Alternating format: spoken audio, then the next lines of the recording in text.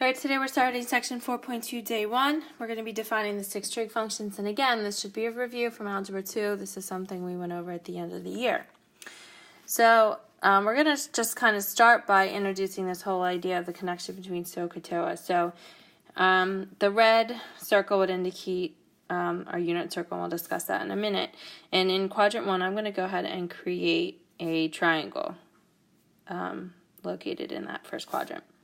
So here is my angle. Based on what you know in terms of SOHCAHTOA, so O stands for opposite, which would be this side here. This side here would represent our adjacent, and this piece over here would be the hypotenuse. Now, if we're looking at it in terms of the xy axis in a circle, the hypotenuse is the radius of the circle, the adjacent side is an x value, and the opposite side is a y value. So using this, we're going to go below where it says definition of the 6 trig functions, and we're going to redefine them instead of opposite over hypotenuse and so forth. So let's just put these here for you to help. So sine is opposite over hypotenuse, so sine is now going to be y over r. Cosine is adjacent over hypotenuse, so cosine is x over r. And tangent is TOA, which is opposite over adjacent. So based on this picture, it's going to be y over x. So the three other trig functions, which you've never heard of, and this is new, you didn't learn about that in Algebra 2, is cosecant, secant, and cotangent. So cosecant is the reciprocal of sine. Secant is the reciprocal of cosine. And cotangent is the reciprocal of tangent. So that part will be new, and we're going to get into that in the example. Unit circle is something we're not going to use just quite yet, but a unit circle is a circle that has a radius of 1. Okay, so anytime we're using the unit circle as a radius of 1. So for this example, it doesn't say if we're coming from the unit circle, it just says here's a coordinate, define the 6 trig functions. So first we got to figure out our radius. So, or actually, you know what, we're going to assume that this is on the unit circle.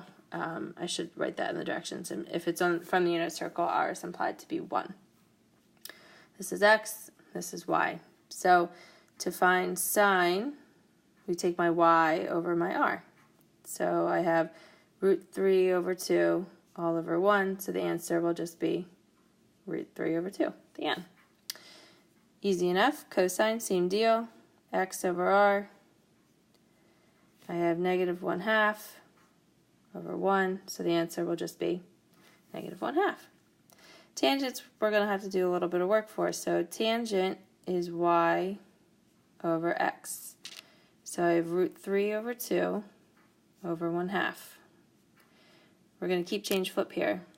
So I have root 3 over 2 times negative 2 over 1. The 2's cancel, and tangent's going to be negative root 3. Now, on to the other 3 trig functions. So the other 3 trig functions is the reciprocal of these 3. So just to have a little bit more space, cosecant, I'm just going to take the answer I got for sine and I'm going to flip it. So I'm going to have 1 over, actually, let's just flip the final answer, 2 over root 3. Now, I have to rationalize this, so I'm going to multiply top and bottom by the root 3. Can't keep a square root in the denominator. It's against the math laws. So I'll get 2 root 3. And the denominator, root 3 times root 3, would be the square root of 9, which would bump me down to 3. Easy enough. Secant, not much work. I flip the fraction and we get negative 2, the end. Cotangent, when I flip this, I'll get 1 over root 3. And again, we're going to have to do that rationalizing. As you feel more comfortable with this, you can skip that step of writing it out and just rationalize it. That's fine with me.